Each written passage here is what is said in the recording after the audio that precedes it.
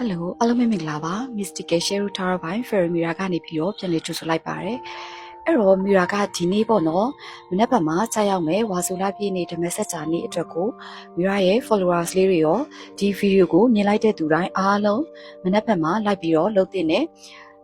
spiritual ဘိုင်းပြင်ဆင်မှုလေးတွေကို Mira ကပြောပြသွားမှာဖြစ်ပါတယ်ဆိုတော့ Mira တို့ကမနေ့ကကြာရောက်မယ်နော်မနေ့ကဇူလိုင်လ29ရက်နေ့မှာကြာရောက်မယ်ဝါဆိုလာပြည့်နေ့အဲ့ဒီဝါဆိုလာပြည့်နေ့မှာဆိုလို့ရှိရင်ပေါ့နော်ဘာလေးလုပ်သိမလဲဆိုတာကိုမြာကအချက်လေး၃ချက်ခွဲပြီးတော့ပြပြပေးသွားမှာဖြစ်ပါတယ်အဲ့တော့ဝါဆိုလာပြည့်နေ့ကနော်မြာတို့ရဲ့မြတ်စွာဘုရားရှင်တရားဥဟောကြားတဲ့နေ့ဖြစ်တယ်လို့လောကကြီးတစ်ခုလုံးမှာငြိမ်းချမ်းခြင်းနဲ့အလင်းတရားတွေလွှမ်းမိုးတဲ့နေ့လည်းဖြစ်တယ်လို့ပြောနိုင်ပါတယ်အဲ့တော့ဒီနေ့မှာဒီလိုနေ့တူနေ့မြတ်လေးမှာပေါ့နော်မြာတို့အနေနဲ့ဘုရားရှင်ကိုပန်းရည်ချမ်းစီမီပူဇော်ရတဲ့အပြင်ကိုထိထိရောက်ရောက်နဲ့လှုပ်ဆောင်တဲ့အချက်၃ချက်ကိုမီရာကမျှဝေပေးသွားမှာဖြစ်ပါတယ်။အဲ့တော့အဲ့လိုလှုပ်ဆောင်ချက်လေးလှုပ်ဆောင်နိုင်မယ်ဆိုလို့ရှိရင်မီရာတို့ရှိမှရှိနေတဲ့ကန်ဆိုးတွေပေါ့နော်ကန်ဆိုးကန်ညံ့နေရှိနေခဲ့တဲ့ဆိုလို့ရှိရင်လေဒီဟာကလုံးဝလွင့်စင်ပပျောက်သွားမှာဖြစ်တယ်ပေါ့နော်။အဲ့တော့ကန်ကောင်းနေပြီးသားသူတွေကလည်းပို့ပြီးတော့ကန်ပိုကောင်းလာစေမယ်။ကန်ကြမှာအလှည့်အပြောင်းတွေကိုရရှိလာမှာဖြစ်တယ်လို့ပြောချင်ပါတယ်နော်။ဒါဆိုရင်လှုပ်ဆောင်တဲ့အချက်၃ချက်ကိုမီရာပြောပြပါမယ်။အဲ့တော့နံပါတ်၁က self purification လို့ခေါ်တဲ့ကိုယ့်ရဲ့စိတ်အာရုံကိုဖြူစင်အောင်ထားဖို့ဖြစ်ပါတယ်ဆိုတော့အ ਨੇ ဆုံးမြာတို့ကဒီနေ့မှာ၅ပါးသီလကိုမြဲအောင်လို့စောင့်တည်ပေးရမှာဖြစ်ပါတယ်အဲ့တော့ကိုယ့်ရဲ့စိတ်အာရုံကိုဖြူစင်အောင်ထားခြင်းကအကောင်းဆုံးသော energy cleansing ပဲဖြစ်တယ်ပေါ့နော်ဆိုတော့ကိုက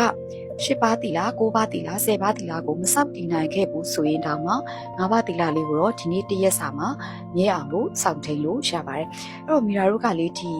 ီငါးပါးတီလာပေါ့နော်ဒီဗုဒ္ဓဘာသာဝင်ရလို့မှမဟုတ်ဘူးကျန်တဲ့ဘာသာရပ်တွေမှာလည်းမိမိတို့သက်ဆိုင်ရာဘာသာအလိုက်ကောင်းမွန်တဲ့ဆောင်ရွက်ချက်လေးတွေနော်ကောင်းမွန်တဲ့လှုပ်ဆောင်ချက်လေးတွေဘာသာရေးဆိုင်ရာလှုပ်ဆောင်ချက်လေးတွေရှိပါတယ်ဆိုတော့ဒီလိုမျိုးနေမှာပေါ့နော်ဗုဒ္ဓဘာသာမှမဟုတ်ဘူးကျန်တဲ့ဘာသာဝင်တွေကလည်းကောင်းမွန်တဲ့ကိုယ့်ရဲ့မိမိရဲ့ဘာသာအလိုက်ကောင်းမွန်တဲ့အကြောင်းအရာတွေကိုပြုလုပ်လို့ရပါတယ်ဘာဖြစ်လဲဆိုတော့မနက်ဖြန်က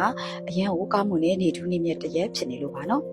ဒါဆိုရင်နံပါတ်နှစ်အနေနဲ့နံပါတ်2ကကြတော့ meditation and intention ဆိုရယ်လှုပ်ဆောင်ချက်လေးကိုမိရာပြောပြသွားမှာပါအဲ့တော့မနက်ဖြန်ဝါဆိုလာပြည့်နေ့ညမှာအနည်းဆုံး15မိနစ်ခန့်တရားထိုင်ပေးရမှာဖြစ်ပါတယ်ပြီးရင်နော်မိမိရဲ့ဒီ2026ခုနှစ်ကျန်တဲ့ဒုတိယနှစ်ဝက်အတွက်ကိုဖြစ်ချင်တဲ့ဆန္ဒတွေကိုတေချာလေးအာယုံပြုအတိတ်ထပ်ပြီးတော့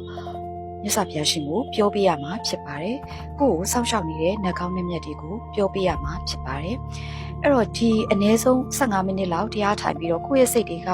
တည်ငြိမ်အေးချမ်းသွားပြီဆိုတော့မှပဲအဲ့ဒီရဲ့တည်ငြိမ်အေးချမ်းတဲ့စိတ်အာယုံလေးကိုမိရာတို့ကထိမ့်သိမ်းထားပြီးတော့ကိုဖြစ်ချင်တဲ့ဆန္ဒတွေကိုအာယုံပြုတ်ပေးမယ်ဆိုရင်ပို့ပြီးတော့မိမိတို့ဖြစ်ချင်တဲ့ဆန္ဒတွေ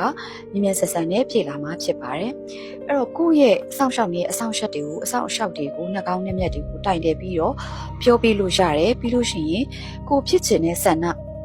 နော်အခုကစပြီးတော့ဒုတိယနှစ်ဝက်မှာ2026မကုန်ခင်မှာဖြစ်ချင်တဲ့ဆန္ဒတွေကိုစာရွက်တစ်ရွက်ပေါ်မှာချရေးလိုက်တယ်ဆိုရင်လည်းပိုကောင်းပါတယ်နော်အဲ့တော့အဲ့စာရွက်ပေါ်မှာချရေးပြီးလို့ရှိရင်ရေးထားတဲ့စာရွက်လေးကိုကိုယ့်ဘက်ကိုပေါ့နော်ကိုယ်ထိုင်နေတဲ့ဘက်ကလေးကိုပြုတ်ပြီးတော့3ခေါက်မယ်ပေါ့နော်အဲ့တော့ပထမတစ်ခေါက်ဒုတိယတစ်ခေါက်ပြီးရင်စာရွက်ကသေးနေတယ်ကြီးနေဆိုလဲကိုယ့်ဘက်ကိုထပ်လှည့်ပြီးတော့နောက်တစ်ခေါက်ထပ်ခေါက်ပါပေါ့နော်အဲ့လိုမျိုးစာရွက်ခေါက်လေးကိုမီရာကဟိုအရှိဗီဒီယိုမှာပြပြထားပြပါတယ်เนาะအစီရင်နဲ့ပတ်သက်တဲ့ Mira ရဲ့ playlist မှာတွားကြည့်လို့ရပါတယ်ကိုယ့်ဖက်ကိုပေါ့เนาะ3ခေါက်ခောက်ပြီးလို့ရှိရင်အဲ့ဒီစာရွက်ခေါက်လေးကိုကိုယ့်ရဲ့ခေါင်းအောက်မှာတင်ထားပြီးလို့ရှိရင်ခေါင်းအောက်မှာထားပြီးတော့ဒီ2026မတိုင်ခင်အထိကိုထားပြီးတော့အိတ်လို့ရပါတယ်เนาะထားပြီးတော့အိတ်လို့ရပါတယ်ဒါကတော့နံပါတ်2အနည်းလေးဖြစ်ပါတယ်အဲ့တော့နံပါတ်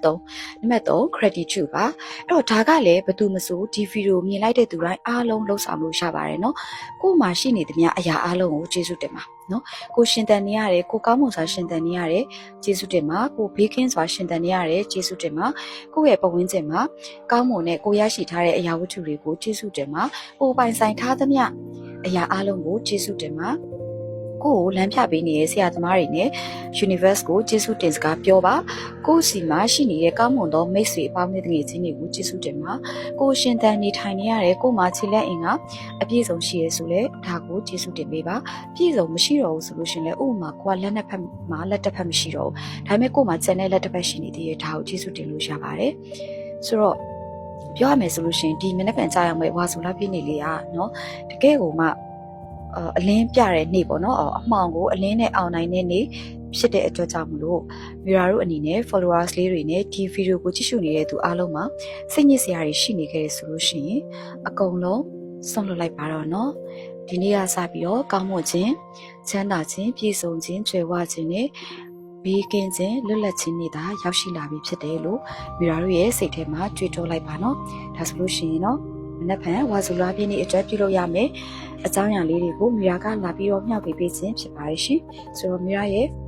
ဗီဒီယိုကြည့်ရှုရဲ့အားလုံးလည်းကိုရောစိတ်ပါကျမ်းမာချမ်းသာပြီးတော့လူရင်းဆန္ဒတွေပြည့်ဝကြပါစေလို့မီရာကဆုတောင်းပေးလိုက်ပါတယ်ရှင်အားလုံးပဲဘိုင်ဘိုင်